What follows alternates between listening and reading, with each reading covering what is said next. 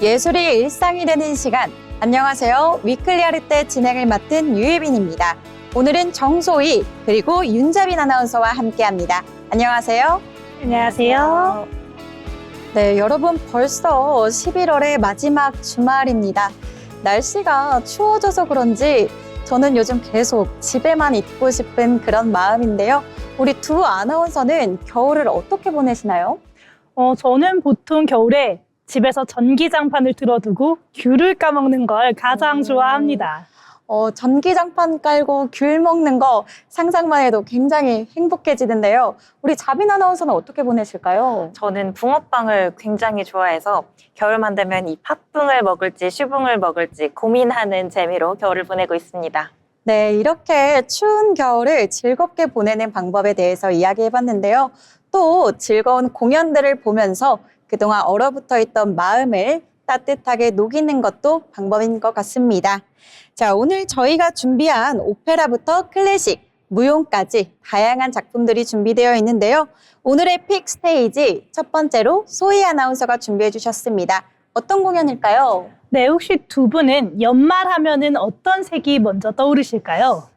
저는 아무래도 연말하면 빨간색이 가장 먼저 떠오르는 것 같습니다.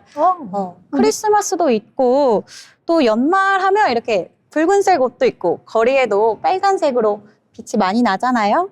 네, 저도 빨강이 가장 먼저 생각이 나는데 그런데 저희 붉은색 하면 레드북 그때 설명해 주시지 않았었나요? 네, 맞습니다. 하지만 이 붉은색 하면 떠오르는 뮤지컬 하나 더 있습니다. 바로 물랑 루즈인데요. 이 물랑 루즈가 이번 연말 아주 화려하게 돌아옵니다. 물랑 루즈가 온다니 저 이 영화 굉장히 재밌게 봤거든요. 네, 맞아요. 이 물랑 루즈 말씀하신 것처럼 2001년에 개봉한 베즈 루이먼 감독의 동명의 영화를 원작으로 하고 있습니다. 브로드웨이에서 먼저 공연이 되면서 토니 어워즈에서 무려 10관왕을 수상한 화제작이기도 합니다. 무엇보다 이 공연은 이렇게 표현할 수 있는데요. 바로 주크박스 뮤지컬이죠. 주크박스 뮤지컬은 우리가 잘 알고 있는 노래들을 매쉬업해서 만든 넘버들이 특징인데요. 물랑 루즈에서는 엘튼 존, 아델, 마돈나, 시아, 리아나 같은 아티스트들의 곡을 포함해서 무려 70여 곡의 곡이 함께 나온다고 합니다. 와, 70여 곡이면 엄청난 거잖아요. 그리고 또 제 생각에는 아무래도 익숙한 멜로디가 많이 나오다 보니 뮤지컬을 처음 보시는 분들도 접하기 너무 좋을 것 같아요. 맞아요. 네, 근데 또 반대로 너무 익숙한 팝이 많으면 좀 콘서트처럼 느껴지지 않을까 싶어요. 맞아요. 두 분의 말씀이 다 맞는데요. 아무래도 그 부분이 걱정되는 분들도 있을 것 같습니다. 이 물랑 루즈에서는 단순히 넘버가 계속해서 나열되면서 나오는 것이 아니라 인물의 감정선을 타고 대사와 함께 나오기 때문에 노래가 그게 잘 녹아있다는 게 특징입니다. 네, 저는 물랑 루즈 영화를 봤었는데 어떤 노래와 또 어떤 장면이 이어질지 굉장히 궁금합니다. 저는 내용은 사실 어느 정도 들은 것 같은데 또 정확하게는 모르겠거든요. 어떤 내용일까요? 네, 아직 이렇게 예빈 아나운서처럼 줄거리를 잘 모르는 분들을 위해서 간단하게 소개드려야겠죠.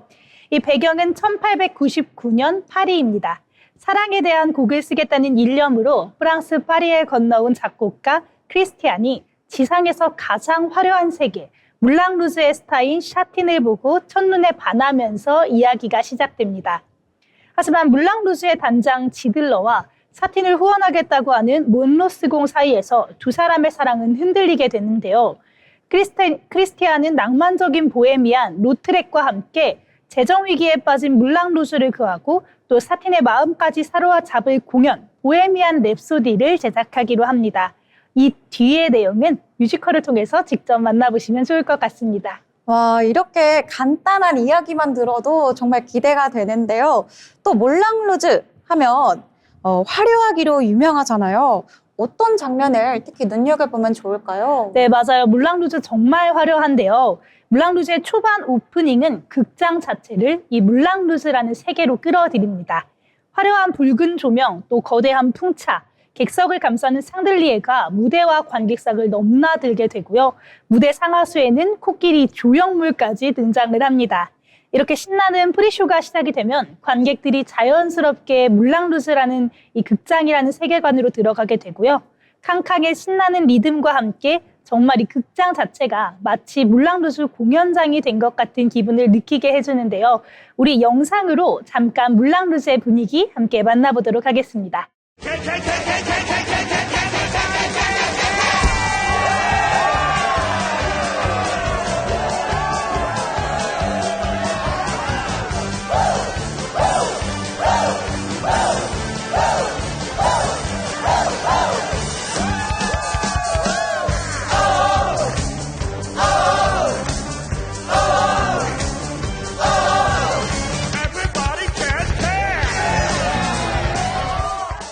네, 이렇게 영상으로만 봐도 굉장히 화려한데 실제로 보면 정말 압도적일 것 같아요. 그럼 음악적은 어떤 넘버들이 유명할까요? 네, 이 물랑루즈 주크박스 뮤지컬이다 보니까 아무래도 많은 곡들이 어디선가 들어본 것 같은데 이럴 수 있는데요. 그중에서 가장 유명한 곡들 몇 개만 들어볼까 합니다. 이 가난한 작곡가인 크리스티안과 극장의 스타 샤틴의 순수한 사랑을 가장 맑고 투명하게 들려주는 곡이죠. 유월송의 브로드웨이 버전 한번 보고 오도록 하겠습니다.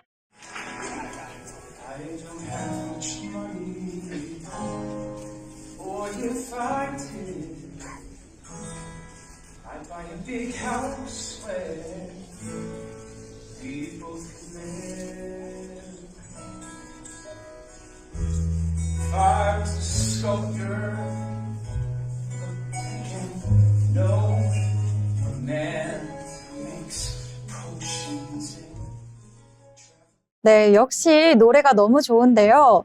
특히 저는 가사가 굉장히 인상 깊었습니다. 네, 맞아요. 정말 가사도 좋고 노래도 좋죠. 그렇다면 이번에는 사틴의 넘버를 하나 들어보려고 하는데요. 바로 이번에 사틴 역할을 새롭게 맡은 정선아 배우가 부르는 Firework입니다. 이 곡은 사틴이 스스로에게 건네는 응원과 위로가 담긴 곡인데요. 하지만 그 안에는 그녀가 가지고 있던 아픔과 외로움이 또 여실하게 드러나는 곡이기도 합니다. 한번 듣고 올까요? Do you ever feel like a plastic bag drifting through the wind, wanting to start again? Do you ever feel so paper thin, like a house of cards, one blow from caving in? Do you ever feel already very deep, 6 feet under screen, but no one seems to hear a thing?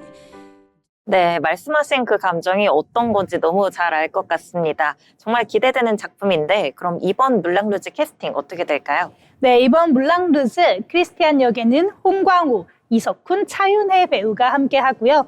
여주인공 사틴 역에는 김지호, 정선아 배우가 출연합니다. 물랑루즈의 단장 지들러는 이정열, 이상준 배우가 맡고요. 몬로스 공은 박민성, 이창용 배우가 연기합니다. 정말 믿고 보는 유명한 배우들이 함께하는 작품이죠. 특히나 이번 공연의 경우 한국 초연을 했던 이 연출 배우들도 있고 또 뉴캐스트들의 신선함이 같이 있다 보니까 누구를 볼지도 정말 고민이 많이 될 것 같습니다. 그러게요. 이렇게 이름만 들어도 정말 공연이 화려할 것 같다. 이런 생각이 드는데요. 그럼 공연 정보를 정리해 주실 수 있을까요?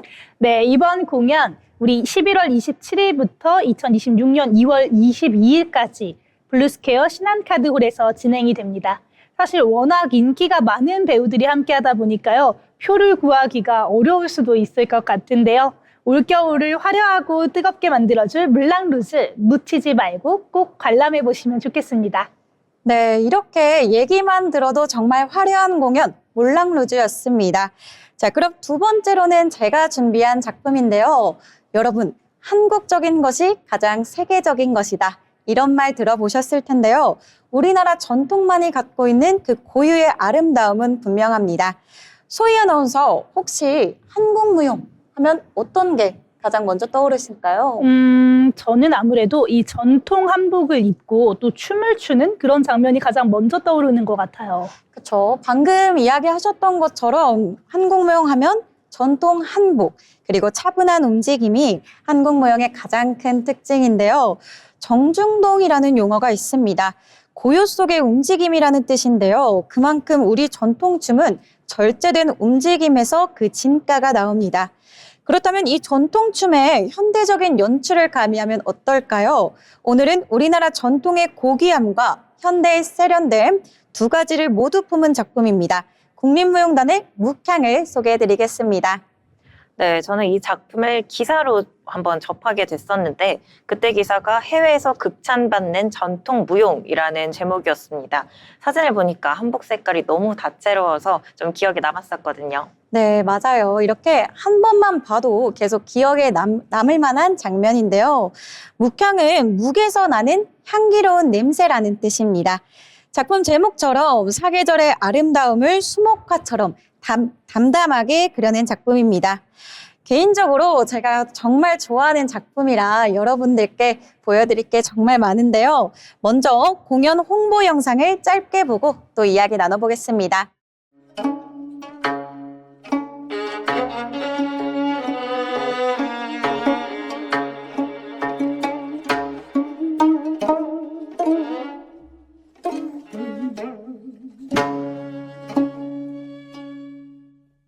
와, 정말 이 공연 영상을 보는데 이 공연이 너무 궁금해지는데요. 특히 저는 가장 모던한 전통이라는 말이 기억에 남는 것 같아요. 어떤 공연인지 너무 궁금합니다.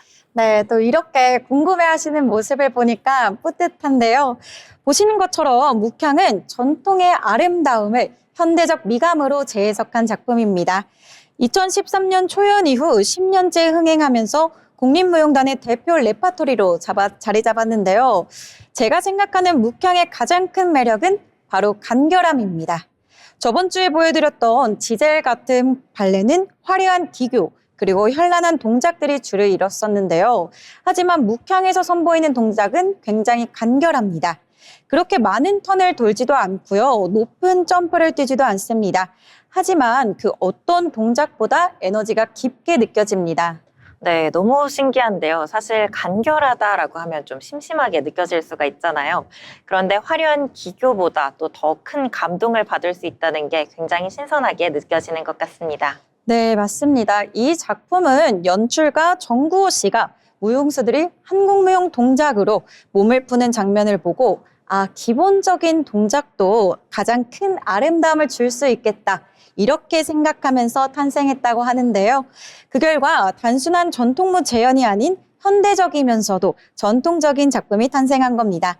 자, 그럼 이제 단계별로 하나씩 살펴볼까요? 네, 묵향은 총 6개의 장으로 구성되어 있습니다. 서무, 매화, 난초, 그리고 국화와 오죽, 그리고 종무인데요. 이렇게 군자의 덕목을 상징하는 꽃과 식물들로 이루어졌습니다. 먼저 1장 서무입니다. 보시는 것처럼 남성 무용수들이 하얀 쾌자를 입고 있죠. 그리고 또 무대 뒤에는 4장의 커다란 화선지가 걸려 있습니다. 무용수들은 그 위에서 마치 붓으로 선을 그리는 움직임이 특징인데요. 사계절의 시작을 알리는 1장 서무, 함께 감상해 보겠습니다.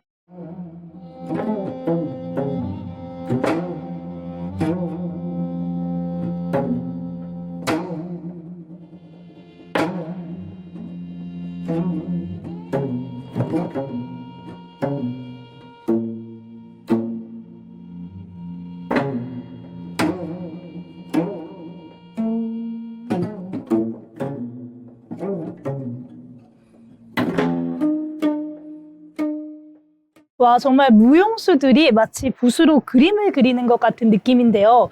저는 또 음악이 너무 좋게 들렸는데 들어보니까 국악기만 있는 건 또 아닌 것 같아요. 네, 지금 정확하게 짚어주셨는데요. 묵향은 음악까지 전통과 현대가 공존합니다. 방금 들으신 건 국악기인 거문고와 현대악기인 더블베이스가 함께 연주된 건데요.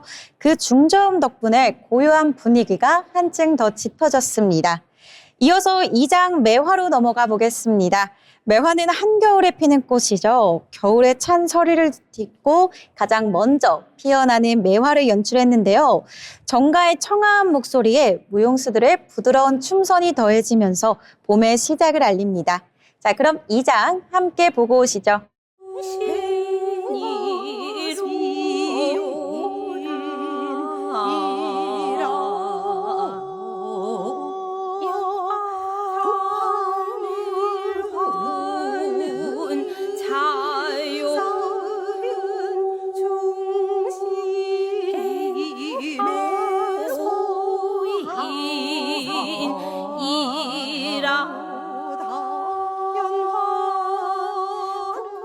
네, 정말 눈처럼 차갑기도 하면서 또 꽃처럼 따뜻한 게 특징인 것 같습니다. 그렇죠. 분홍색 치마가 정말 매화와 닮아 있는 것 같습니다.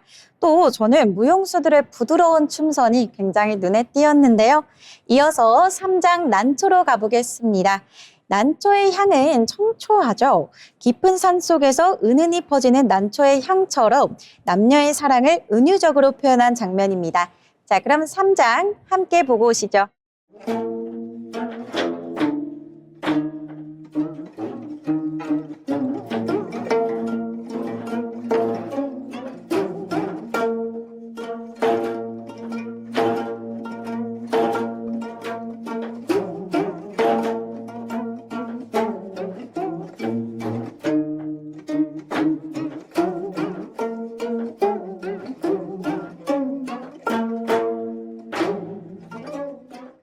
실제로 향이 나는 거는 아니지만 정말 난초의 향기가 나는 것 같았는데요.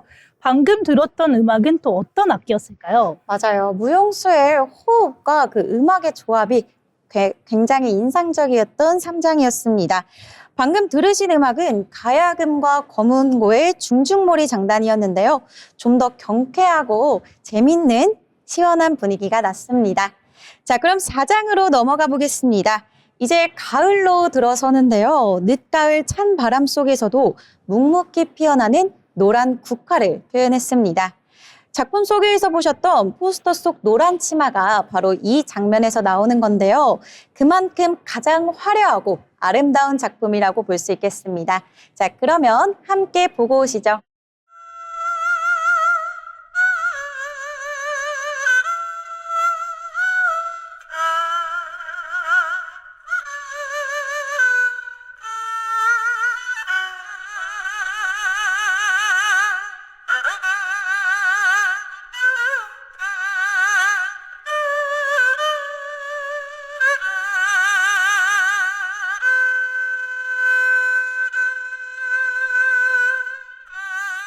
네, 둥근 치마폭이 흩날리면서 무대 전체가 노란빛으로 물드는 이 장면은 정말 아름다운 것 같습니다.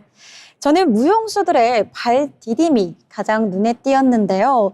치마를 걷어 올리면서 종종 걸음을 하는 그런 모습이 자주 보였잖아요. 이렇게 팔을 쓰지 않고서 오로지 발 동작만으로 관객의 시선을 빼앗는다는 게 굉장히 인상 깊었습니다. 자, 다음으로는 5장 오죽입니다. 겨울에도 푸른 잎을 품고 있는 대나무처럼 선비의 고든 기계와 절도를 보여주는 장면인데요. 나무 장대를 든 남성 무용수들이 대금산조의 선율에 맞춰 군무를 펼칩니다. 자, 그럼 5장 오죽 함께 보고 오시죠.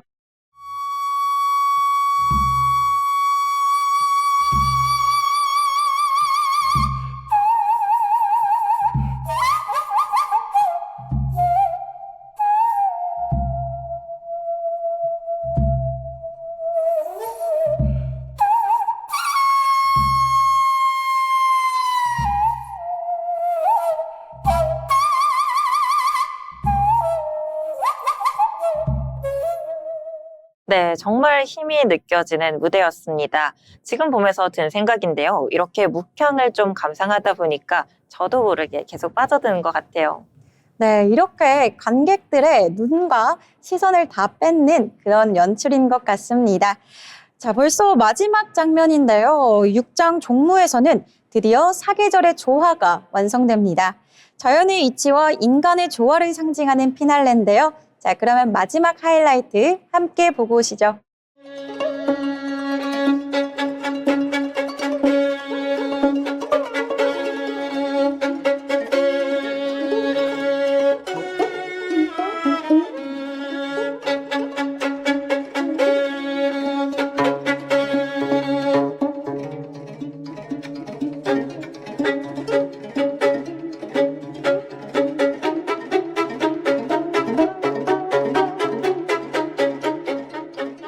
네, 전통과 현대적인 미가 좀 각자 다른 부분이 많은데 이렇게 합쳐지니까 더 아름다운 부분인 것 같습니다. 국내뿐만 아니라 해외에서도 인기가 굉장히 많았다고 하는데 어땠을까요? 맞아요. 묵향은 해외 반응도 폭발적이었는데요. 일본 오사카 NHK홀에서 전석 매진을 기록했고요. 2016년에는 홍콩 예술축제 초청에 이어서 2017년에는 프랑스 리옹의 레니드 푸르비에르 페스티벌의 무대에 섰습니다. 이 축제에서는 굉장히 독특한 문화가 있는데요. 굉장히 흥미롭습니다. 공연이 마음에 들면 관객들이 커튼콜 때 자신이 앉았던 방석을 무대로 던지는 게 있는데요. 방석을 던지는 걸까요? 너무 신기하고 재밌는데요. 그렇다면 묵향은 어떤 반응이었나요? 네, 너무 재밌죠. 묵향은 공연 당시 무대가 방석으로 가득 뒤덮였다고 합니다. 당시 페스티벌 예술감독이었던 도미니크 들로름은 비가 쏟아졌지만 관객 단 한 명도 자리를 뜨지 않았다고 말했습니다. 네, 정말 대단하네요. 이런 작품이면 사실 직접 한번 가서 보고 싶은데 혹시 곧 공연 있을까요? 아쉽게도 묵향의 공연 일정은 아직까지는 나오지 않았습니다. 하지만 올해 준비된 국립무용단의 공연들은 다양하게 많이 있으니까요. 계속해서 기대해봐도 좋을 것 같습니다. 오늘의 픽스테이지 국립무용단의 묵향이었습니다. 다음 픽스테이지는 자빈 아나운서가 준비해 주셨는데요. 어떤 공연일까요? 네, 12월의 문턱, 차분한 겨울 아침, 예술의 전당 콘서트홀에서는 한화생명과 함께하는 11시 콘서트가 열립니다. 이번 무대는 지휘자 김광현, 첼리스트 윤설, 비올리스트 최은식, 그리고 강남 심포니 오케스트라가 함께합니다. 공연은 4가지 작품으로 구성되어 있습니다. 프랑스의 생상이 그린 관능적인 바카날, 그리고 낭만적인 첼로의 향연이죠. 첼로 협주곡 1번, 헝가리의 선율이 깃든 바르톡 비올라 협주곡, 그리고 러시아의 색채적 교향시 세헤라자데 제3, 4악장까지. 첫 번째 곡은 생상의 오페라 삼손과 데릴라 중 바카날입니다. 바카날은 광란의 축제를 의미하죠. 이 장면은 성경 속 영웅 삼손을 유혹한 여인 데릴라가 필리스틴 신전에서 축제를 벌이는 순간을 그립니다. 그럼 바카날 함께 감상하시죠.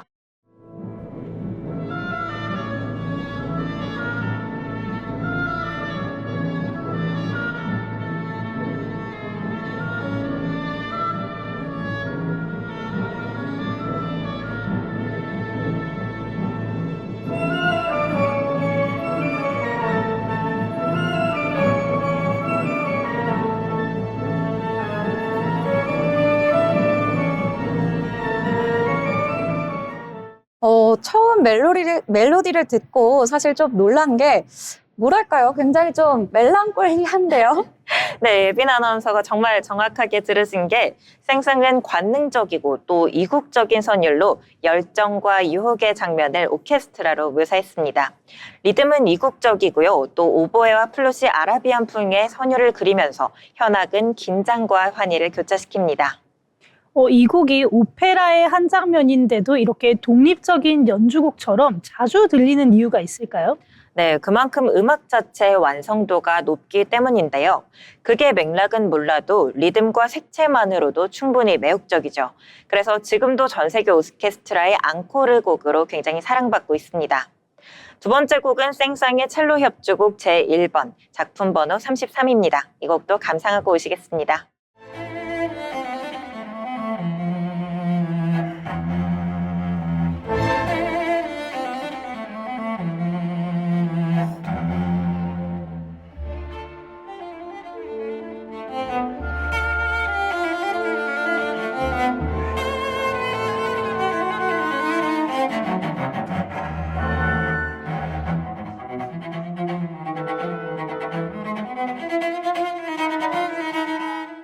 네, 방금 듣고 오신 곡은요. 첼로 협주곡 1번 1872년 생상이 37살에 작곡한 곡입니다.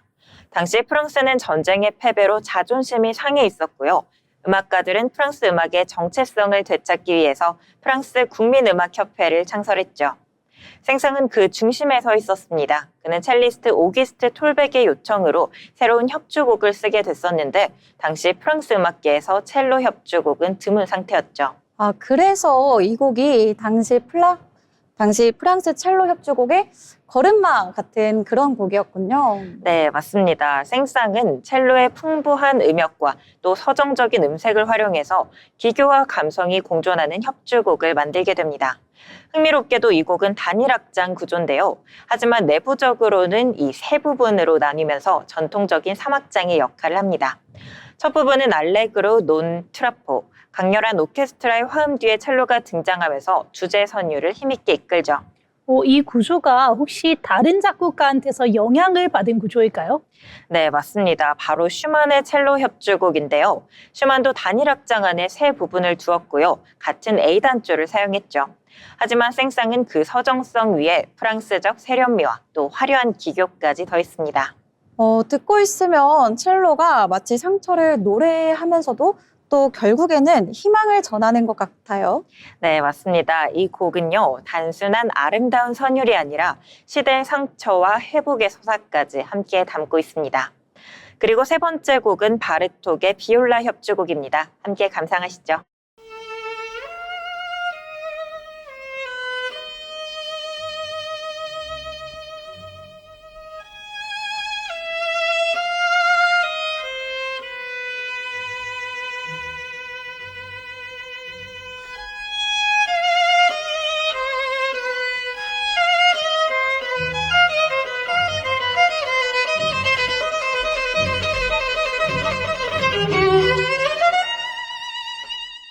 네, 이 곡은 바르톡이 생애 마지막 해 미국 망명 시절에 남긴 미완의 작품입니다.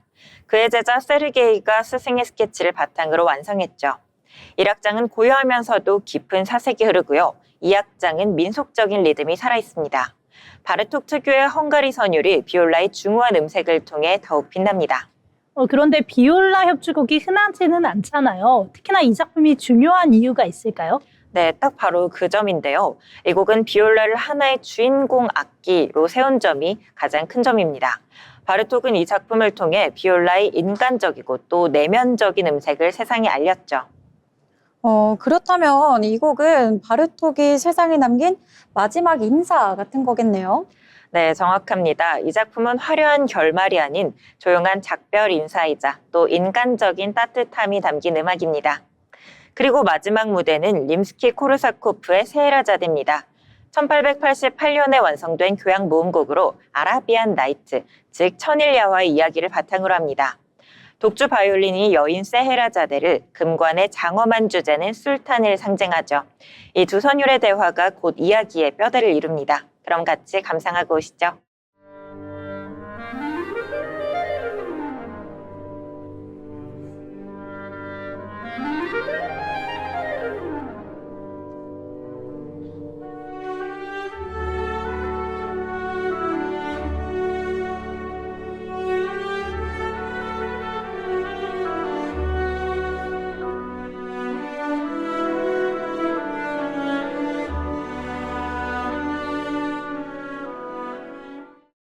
정말 아라비안 나이트 같은 그런 느낌이 있네요.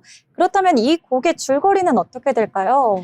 네, 아내의 배신으로 상처받은 왕이 매일 새로운 여인을 처형하던 중에 대신의 딸 세헤라자드가 스스로 왕과 결혼해서 매일 밤 새로운 이야기를 들려줍니다. 그녀의 지혜와 또 이야기를 위해서 왕은 점차 사랑과 신뢰를 찾게 되죠. 이 끝나지 않는 이야기가 바로 세헤라자드의 주제입니다. 이번 공연에서는 3악장과 4악장만 연주된다고 들었는데요. 네, 맞습니다. 전곡이 약 45분이 넘기 때문에 이번 무대에서는 가장 극적이고 또 가장 서정적인 세 번째와 네 번째 악장만이 연주됩니다. 3악장 젊은 왕자와 젊은 공주는 현악의 부드러운 선율과 바이올린 독주로 사랑을 그립니다. 4악장 바그다드와 축제와 바다, 난파는 타악기와 금관의 폭발적인 리듬으로 격렬한 클라이맥스를 만들어내죠. 마지막 순간 바이올린의 사이라자드의 주제가 다시 등장하면서 모든 이야기를 감싸안습니다. 마치 이 모든 이야기는 사랑으로 끝났다라는 듯한 결말이죠. 그래서 이 곡은 환상과 인간의 이야기가 동시에 들리네요. 네, 그렇죠. 림스키 코르사코프는 화려한 오케스트라 속에서도 결국 인간의 지혜와 또 마음까지 노래했습니다. 이 곡은 동양의 상상력과 러시아의 낭만이 만나는 순간이자 이야기의 힘을 음악으로 증명해낸 곡이죠. 그리고 또 오늘 소개해드린 11시 콘서트는 낭만과 열정, 상상력까지 어우러진 무대였습니다. 각기 다른 시대와 언어로 노래하지만 결국 모든 음악은 사람의 이야기로 귀결되죠. 12월 11일 목요일 오전 11시 예술의 전당 콘서트홀에서 펼쳐질 한화생명과 함께하는 11시 콘서트. 지휘자 김광현, 첼리스트 윤설, 그리고 비올리스트 최은식, 강남 심포니 오케스트라의 연주로 겨울의 아침을 따뜻하게 물들여 보시길 바랍니다. 네, 차분한 겨울과 잘 어울리는 공연 11시의 콘서트였습니다. 자, 그럼 이번에는 오늘 소개해드린 공연과 관련 있는 인물들을 만나보는 픽피플 시간인데요. 먼저 소희 아나운서가 준비해 주셨습니다. 네, 오늘 소개해드릴 인물 바로 뮤지컬 배우 홍광호입니다. 앞서 소개해드렸던 물랑루즈에서 남자 주인공인 크리스티안 역을 맡았었는데요. 홍광호 배우 하면 한국 뮤지컬을 대표하는 배우잖아요. 그렇죠. 홍광호 배우 정말 유명한데 아마 뮤지컬을 잘 모르시는 분들도 한 번쯤은 들어보셨을 이름 같아요. 네, 맞아요. 정말 한국을 대표하고 있는 이 뮤지컬 배우 중에 한 명이죠. 홍광호 배우는 앙상블로 시작을 해서요. 지킬 앤 하이드, 오페라의 유령, 데스노트, 물랑루즈, 일테노레까지 무대의 최전선을 지켜온 배우입니다. 개원예고를 나오고 중앙대 연극학과를 거쳐서 2002년에 명성황후 앙상블로 데뷔를 했고요. 2006년에는 미스 사이공에서 앙상블 겸 크리스, 투이 커버 역을 맡았는데 이 공연 중에 돌발적으로 투입이 됐는데도 주연을 훌륭하게 소화하면서 존재감을 각인시켰습니다. 이후에는 스위니 토드, 지킬 앤 하이드, 빨래, 오페라의 유령처럼 굵직한 작품들을 계속해서 맡아왔는데요. 2014년도에는 미스 사이공 2로 한국인 최초로 영국 웨스트엔드에 진출하기도 했습니다. 와, 한 작품 한 작품 정말 안 들어본 공연이 없네요. 그야말로 한국 뮤지컬계를 휩쓸은 인물 같은데요. 그럼 홍광호 하면 가장 먼저 떠올릴 만한 작품이 뭐가 있을까요? 맞아요. 사실 이 홍광호 배우가 맡아온 작품들이 워낙 다 유명한 작품이기도 하고 모든 역할을 찰떡같이 소화하는 걸로 유명해서 모든 작품을 사실 다 대표작이라고 할 수 있겠는데요. 그래도 몇 개만 꼽아보자면 역시나 빠질 수 없는 건 지킬 앤 하이드입니다. 지킬과 하이드 1인 2역을 넘나드는 신들린 연기로 호평을 받았고요. 또한 지금 이 순간은 지금까지도 그의 시그니처 넘버로 불리고 있는데요. 홍광호에게도 정말 각별한 작품이라고 합니다. 그렇다면 공연 영상 잠깐 보고 가볼까요?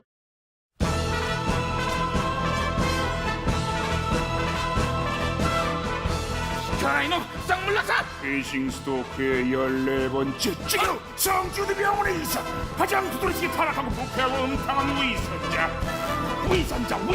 위선자 답답한 상사를 뜯어버려 단숨에 작사를 내 짐승은 발톱을 갈아야 해 일격의 숨통을 쳐 이빨로 네, 정말 신들린 연기 같지 않나요? 호흡부터 강약 조절, 또 표정까지 밀도 자체가 다른 것 같아요. 네, 맞습니다. 이 Alive 2라는 곡은요. 하이드의 모습을 가장 잘 나타내는 넘버 중에 하나인데요. 지키를 할 때와는 정말 180도 달라서 극장에서 본 사람들이 모두 충격을 금치 못한다고 합니다. 다음은 데스노트입니다. 홍광호는 데스노트 초연부터 꽤 오랫동안 주인공인 라이토 역할을 맡아왔습니다. 라이토로서 날선 서사와 또 냉정하면서도 어딘가 모르게 서늘한 그의 천재성을 아주 잘 표현해 줬는데요. 이 데스노트도 함께 듣고 와보도록 하겠습니다.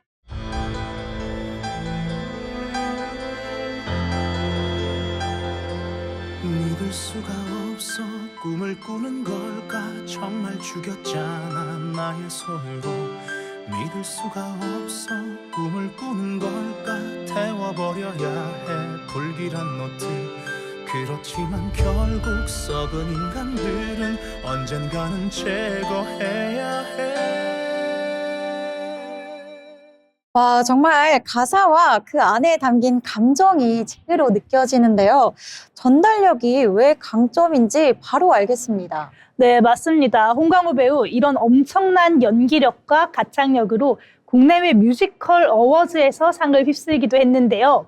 먼저는 2009년 한국 뮤지컬 대상에서 인기 스타상을 받은 것으로 시작해서요. 영국으로 진출한 뒤에는 2014년과 15년에 영국 웨스트엔드에서 공연한 미스 사이공 2의 역할로 영국 왓츠 온 스테이지 어워즈 조연상을 받기도 했습니다. 또 한국으로 복귀한 뒤에는 18년도에서 시라노로 남우조연상을 받았고요. 또 24년도에는 대중문화예술상에서 대통령 표창까지 받았습니다. 올해죠. 25년도에는 일테노레에서 윤희선 역할로 남우조연상까지 수상하면서 상을 휩쓸고 있습니다.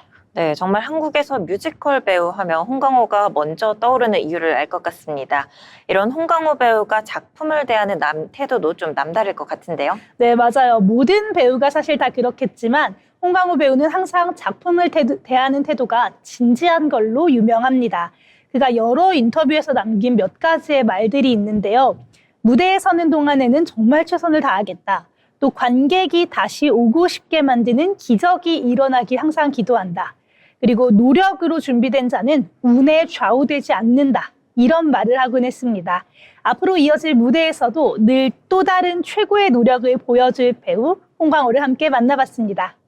네, 한국 뮤지컬의 간판 스타 홍강호를 만나봤습니다. 다음으로는 제가 준비한 픽피플인데요. 여러분, 아까 제가 소개해드린 공연 묵향을 보면서 작품이 정말 아름답다 이런 생각하셨을 텐데요. 오늘은 무대의 아름다움을 책임지는 사람, 정고 아트 디렉터를 소개합니다. 네, 아까 저희가 묵향 공연을 정말 재밌게 봤잖아요. 특히 무대 조명이나 의상 너무 정말 인상 깊게 봤었는데 그래서 굉장히 궁금한 게 정고 감독님은 어떤 분일까요? 네, 그는 처음부터 전통을 공부한 건 아니었습니다. 원래는 패션 디자이너였다고 하는데요. 뉴욕에서 광고 미술과 디자인을 공부하던 시절 당시에 외국인 동료 대부분이 한국이란 나라를 아직 잘 몰랐다고 합니다. 그래서 외국인들에게 정고 감독이 직접 우리나라를 설명하다 보니 그때부터 전통의 매력을 알게 됐다고 합니다. 유학 시절에 외국인 동기들에게 한국을 소개해주다가 전통의 매력을 알게 된 거군요. 그렇다면 이 무용 공연과는 언제부터 인연이 이어진 걸까요? 네, 유학 시절 정고 감독은 황금 인맥을 만나게 되는데요. 현대무용의 거장이죠. 안은미 선생님과 안성수 안무가를 만나게 됩니다. 이들은 당시 미국에서 새롭게 작품 활동을 시작하던 시기였는데요. 서로 공통점이 많아서 빨리 친해졌다고 합니다. 그래서 그들 작품의 의상과 무대 연출까지 도와주게 되는데요. 이때부터 무용 공연과의 행보가 시작된 겁니다. 네, 패션에서 무대로 완전히 다른 세계네요. 네, 그렇죠. 그는 패션은 몸 위의 무대, 무용은 무대 위의 패션이라고 이야기했습니다. 또 꼼꼼한 성격 덕분에 하루에 미팅을 12개에서 18개까지 소화했다고 하는데요. 무대, 그리고 의상, 조명, 음악까지 직접 챙겼다고 합니다. 이렇게 철저한 준비와 디테일이 무대 연출의 가장 큰 핵심인 것 같습니다. 그렇다면 이 정고 감독님의 대표 작품 뭐가 있을까요? 네, 첫 번째 작품으로는 일무가 있습니다. 조선의 궁중정제를 현대적으로 재해석한 무대인데요. 정고 감독은 움직임보다 멈춤에서 오는 긴장감을 강조했습니다. 피리와 징, 그리고 전자음악이 어우러진 절제된 리듬 속에서 무용수들이 선처럼 걷는 장면이 인상적인데요. 제가 오늘 하이라이트 영상을 준비해 왔습니다. 그럼 함께 보고 오시죠.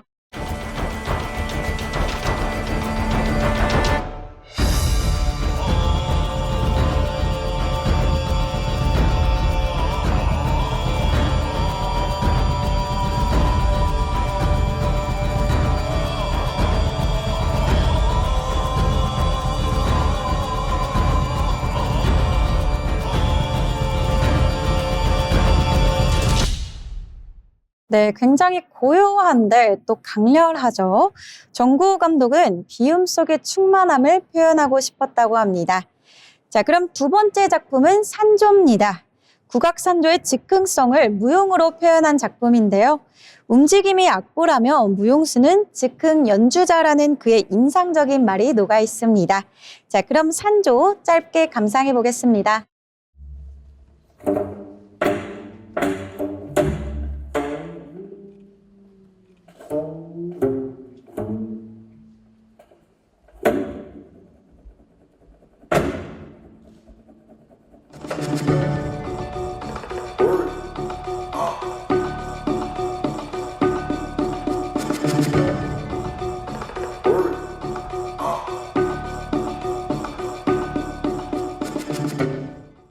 네, 정말 정구 감독만의 미학이 엿보이는 장면이었습니다. 그의 작품에는 세 가지 특성이 있는데요. 첫 번째로 색의 절제입니다. 그는 복잡한 색보다는 오직 한 가지 컬러만으로 표현을 하는데요. 일무의 흰색은 비움, 그리고 산조의 붉은 빛은 생명력을 상징했습니다. 두 번째 특징으로는 선과 구조입니다. 화려한 무대 장식 대신 빛과 그림자로 선을 강조했는데요. 그 결과로 무대는 굉장히 심플하고 세련돼 보입니다. 마지막 특징은 여백의 미입니다. 그의 작품을 보면 침묵과 고요함이 감정을 완성해내는데요. 그래서 관객들의 마음에는 더 큰 여운이 남게 됩니다. 이게 바로 정구호 무대의 시그니처입니다. 역시 패션을 전공해서 그럴까요? 이 디테일 하나로 무드를 완성하는 느낌입니다. 네, 맞습니다. 정구호 감독은 기본에 충실하자 이런 말을 많이 했는데요. 작품을 많이 만들다 보면 오히려 기본기를 놓칠 때가 많다고 합니다. 그럴 때일수록 더 기본기를 잡기 위해 노력을 했다고 하는데요. 그 철학 덕분에 미니멀하되 화려한 그만의 특색이 있는 작품이 나온 것 같습니다. 오늘의 픽피플 전통의 미를 현대적으로 재해석하는 감독 정구호 아트 디렉터를 만나봤습니다. 다음은 픽피플은 자빈 아나운서가 준비해 주셨는데요. 어떤 인물일까요? 네, 어느 날 문득 라디오에서 죽음의 무도가 흘러나왔습니다. 섬뜩한 바이올린, 해골이 춤추는 듯한 리듬, 그 음악의 주인 카미오 생상이죠. 오늘은 프랑스의 품격과 천재의 다재다능함을 동시에 지닌 사람, 생상의 삶과 또 음악까지 함께 걸어보겠습니다. 생상은 어릴 때부터 천재였다는 얘기를 들었어요. 정말 신동이었을까요? 네, 맞습니다. 1835년 10월 9일 파리에서 태어난 생상은요, 태어난 지 3달 만에 아버지를 잃습니다. 어머니와 피아니스트였던 고모 앞에서 자랐었죠. 2살 때 피아노를 시작했고요. 3살 땐 작곡의 씨앗이 이미 돋았다는 기록까지 있습니다. 12살에는 자신이 주최한 연주회에서 모차르트, 핸델 같은 거장들의 작품까지 연주했고요. 이듬해 파리 음악원에서 들어가 오르간과 작곡까지 본격적으로 배우게 됩니다. 모차르트와 비교될 만큼 어릴 때부터 빠르게 자란 거네요. 맞습니다. 음악뿐만 아니라 라틴어, 과학, 심리학까지 말 그대로 정말 19세기의 르네상스형 천재였습니다. 생상은 이렇게 피아니스트로도 유명했지만 사실은 오르간으로 더 이름을 날렸다고요. 네, 맞습니다. 1857년 파리의 마들렌 성당 오르가니스트로 임명되면서 스타가 됩니다. 즉흥 연주가 워낙 뛰어나서 리스트가 직접 세상에서 가장 훌륭한 오르가니스트라고 칭찬했을 정도입니다. 그리고 초견 실력은 굉장히 전설적이었습니다. 지휘자 한스 폰 빌러 앞에서 바그너 지그프리트 악보를 단번에 읽고 또 포인트까지 살려서 연주하면서 즉석 편곡까지 했다는 일화도 남아 있습니다. 이렇게 듣기만 해도 완벽주의자 그리고 천재가 합쳐진 느낌이네요. 네, 그렇죠. 연주가 중심이긴 했지만 또 작곡도 꾸준했습니다. 교회 확장 그리고 오르간곡 그리고 초기 교향곡 A장조처럼 고전 형식의 뿌리를 두고 있었습니다.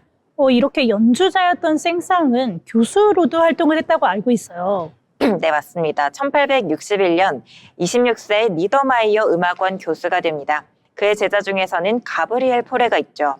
생상은 고전의 질서를 사랑하면서도 또 프랑스적 우아함을 더하는 방법을 가르쳤습니다. 그래서 제자들이 세련되고 투명한 프랑스의 색을 이어갈 수 있었죠. 규칙은 지키되 세련되게, 그게 생상의 미학이군요. 네, 정확합니다. 단정한 낭만이 그의 표정이었습니다. 그런데 이 생상의 삶에도 큰 위기가 찾아왔다고 들었어요. 네, 맞습니다. 1870년 보불전쟁, 그가 일하던 교회는 혼란의 소용돌이에 휘말렸고요. 그는 영국으로 피신하게 됩니다.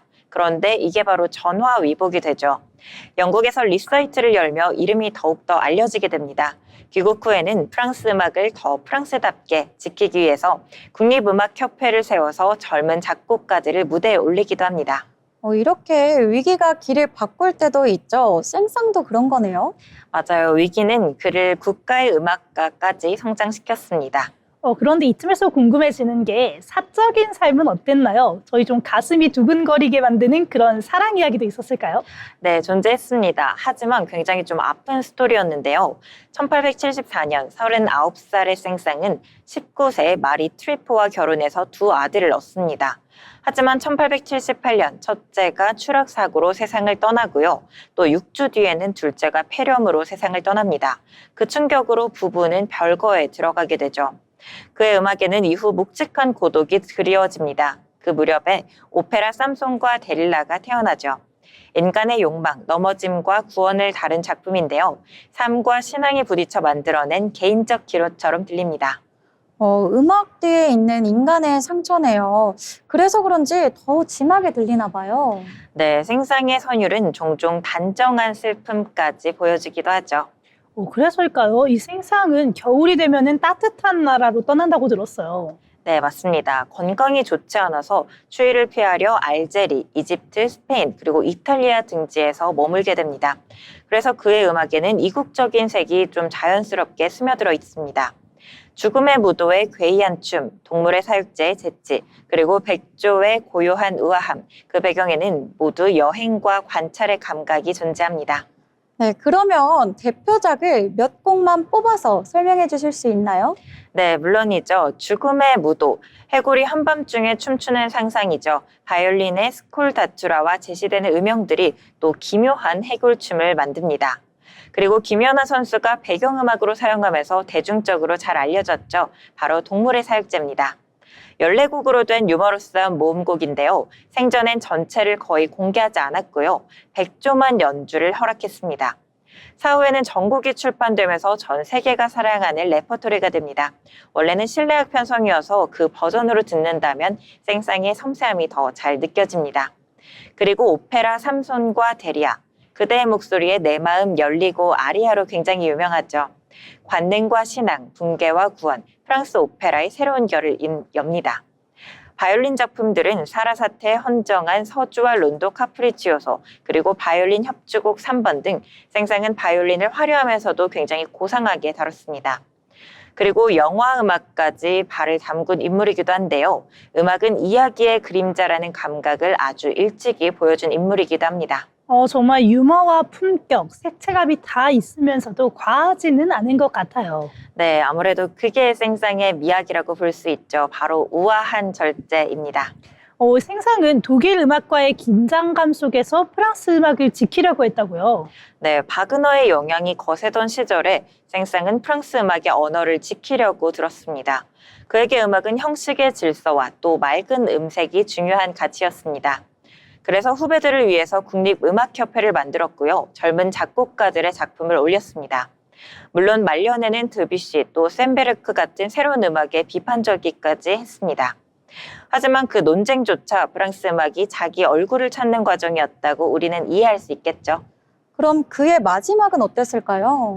네, 1921년 11월 86의 생상은 여전히 정확하고 또 활력 있는 연주를 들려줬습니다. 그리고 한 달 뒤 그가 사랑한 알제의 한 호텔에서 조용히 세상을 떠나게 됩니다. 프랑스는 국장으로 장례를 치렀고요. 그의 무대는 파리 몽파르나스 묘지에 있습니다. 국가가 품격이라고 부른 예술가에게 굉장히 어울리는 작별이었죠. 그렇다면 우리 한 문장으로 생상을 한번 정의해 볼까요? 네, 고전의 품격 위에 낭만을 쌓은 사람, 과장 대신 단정함, 그리고 방중 대신 우아함.